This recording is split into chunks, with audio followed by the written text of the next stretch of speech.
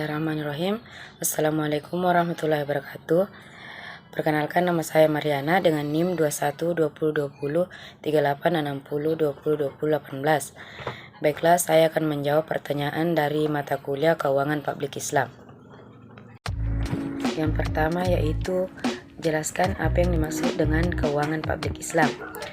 Keuangan publik Islam adalah sebuah kaidah dan prinsip yang mengatur keuangan publik untuk kepentingan masyarakat yang tujuan dasarnya adalah untuk mencapai falah. Yang kedua, jelaskan potensi dari sumber fiskal Islam dalam mengatasi persoalan isu kontemporer khususnya di bidang ekonomi. Saat ini, sumber pemasukan negara mayoritas bersumber dari pajak. Namun, pajak saja belum sanggup untuk memenuhi kebutuhan negara. Oleh karena itu, negara mengambil kebijakan untuk melakukan hutang luar negeri. Muncul alternatif sumber pemasukan diantaranya sukuk, wakaf, dan dana haji. Yang pertama, sukuk.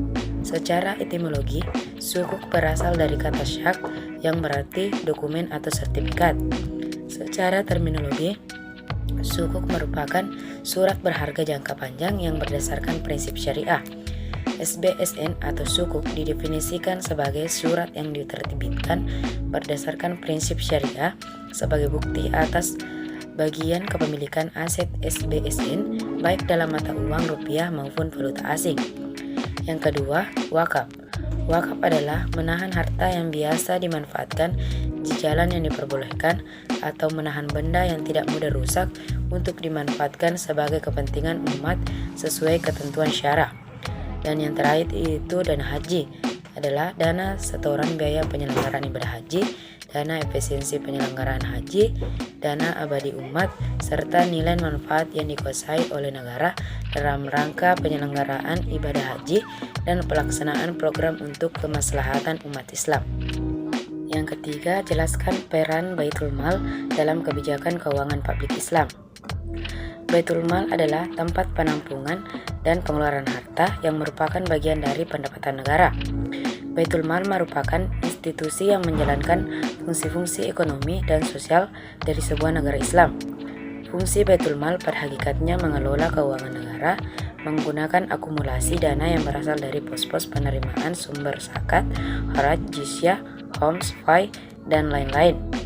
Pemanfaatannya adalah untuk melaksanakan program-program pembangunan ekonomi, sosial, pertahanan, keamanan, penyebaran fikrah Islam melalui diplomasi luar negeri, dan semua program pembangunan yang menjadi kebutuhan negara. Yang keempat, sebutkan dan jelaskan sumber pemasukan negara dalam perspektif ekonomi Islam. Sumber penerimaan keuangan negara dalam perspektif ekonomi Islam adalah yang pertama, siswa, zakat, infak, sedekah, dan wakaf. Zakat merupakan kewajiban untuk mengeluarkan sebagian pendapatan harta seseorang yang telah memenuhi syarat syariah Islam guna diberikan kepada berbagai unsur masyarakat yang juga telah ditetapkan dalam syariat Islam. Sementara infak, sedekah, dan wakaf merupakan pemberian sukarela yang juga sangat dianjurkan dalam Islam. Yang kedua, haraj. Haraj adalah pajak yang dibebankan atas tanah yang dimiliki. Dalam perkembangannya, haraj menjadi semacam pajak tanah seperti pajak bumi dan bangunan atau PBB yang dibayarkan oleh seluruh anggota masyarakat, baik orang muslim maupun orang-orang non-muslim. Yang ketiga yaitu jizyah. Jizyah merupakan pajak yang dibayar oleh kalangan non-muslim sebagai kompensasi atas fasilitas sosial ekonomi, layanan kesejahteraan, serta jaminan keamanan yang mereka terima dari negara Islam. Yang keempat yaitu homs. Homs adalah dana yang diperoleh dari 1/5 bagian dari harta rampasan perang. Tentang pengaturan alokasi harta rampasan perang ini diatur dalam Quran Surah Al-Anfal ayat 41.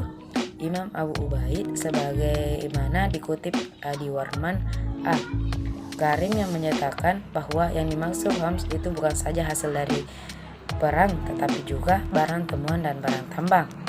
Dan yang kelima yaitu usyur. Usyur adalah pajak yang dikenakan atas barang-barang dagangan yang masuk ke negara Islam atau datang dari negara Islam sendiri.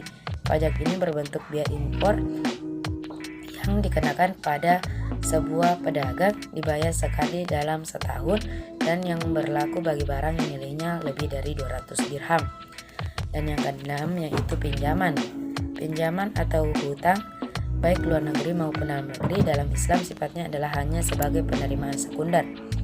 Dan yang terakhir yaitu penerimaan lain. Ada yang disebut kafarat yaitu denda. Misalnya, denda yang dikenakan kepada suami istri yang berhubungan di siang hari pada bulan puasa. Contoh lainnya yaitu adalah warisan kalalah, yaitu orang yang meninggal dan tidak mempunyai ahli waris, maka harta warisannya dimasukkan sebagai pendapatan negara. Dalam Islam, terdapat dua pandangan mengenai hutang luar negeri dan dalam perspektif pembiayaan pembangunan negara. Yang pertama, pandangan pertama yaitu memperbolehkan adanya suatu budget defisit yang ditutup dengan external financing, di mana bentuk dan mekanismenya tersebut sudah disesuaikan dan tidak bertentangan dengan ketentuan dan prinsip syariah.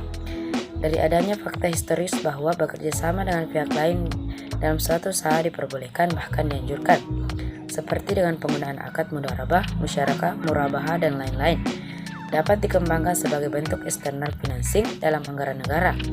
Dibandingkan dengan hutang negara, penyertaan modal ini dipandang lebih konstruktif, profesional, dan adil dalam pembiayaan karena terdapat berbagai perolehan dan risiko. Yang kedua, kemudian untuk pandangan yang kedua yaitu negara tidak diperbolehkan menutup budget defisit dengan melakukan hutang luar negeri karena pada pertimbangan preventif bahwa mekanisme pinjaman hutang luar negeri menggunakan sistem bunga, sedangkan dalam Islam bunga dalam bentuk apapun baik konsumsi atau produksi dalam besar atau kecil serta tegas dilarang. Yang keenam yaitu jelaskan secara singkat mengenai tugas kelompok makalah masing-masing yang telah diberikan. Baiklah, saya akan menjelaskan materi kelompok 7 yaitu kebijakan fiskal dan belanja negara Islami. Kebijakan fiskal adalah kebijakan yang diambil pemerintah demi menjaga pemasukan dan pengeluaran negara tetap stabil sehingga perekonomian negara bisa bertumbuh baik.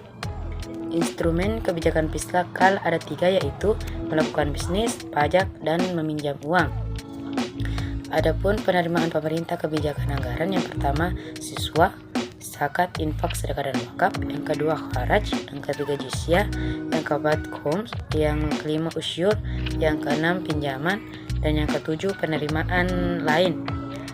Belanja pemerintahan kebijakan anggaran. Ada suatu perbedaan yang mendasar mengenai sistem anggaran belanja Islam dengan modern. Islam menitik beratkan pada masalah pelayanan terhadap urusan umat yang telah diserahkan oleh syara dan ditetapkan sesuai dengan apa yang menjadi pandangan agama Islami. Berbeda dengan anggaran belanja modern, lebih menekankan pada suatu campuran rumit antara rencana dan proyek. Yang terakhir yaitu bagaimana pandangan kalian mengenai konsep ekonomi Islam di Indonesia. Menurut saya, masyarakat muslim membutuhkan sistem ekonomi yang memegang ajaran Islam agar terlepas dari keraguan-raguan dan penyimpangan dari ajaran Islam itu sendiri. Dengan demikian, perekonomian masyarakat dapat beribadah kepada Allah. Baik, itulah tadi jawaban dari pertanyaan mata kuliah Keuangan Publik Islam. Wassalamualaikum warahmatullahi wabarakatuh.